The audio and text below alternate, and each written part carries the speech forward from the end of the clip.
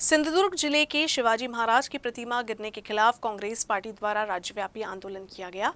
इसके तहत कामठी के येरखेड़ा में कांग्रेस पदाधिकारियों और कार्यकर्ताओं ने शिवाजी प्रतिमा के सामने विरोध प्रदर्शन कर सरकार का निषेध किया। महाराष्ट्र शासन मुर्दाबाद मुर्दाबाद मुर्दाबाद। महाराजाचा अपमान सहन करणार नाही करणार नाही करणार नाही। महाराजाचा अपमान सहन करणार नाही करणार नाही करणार नाही।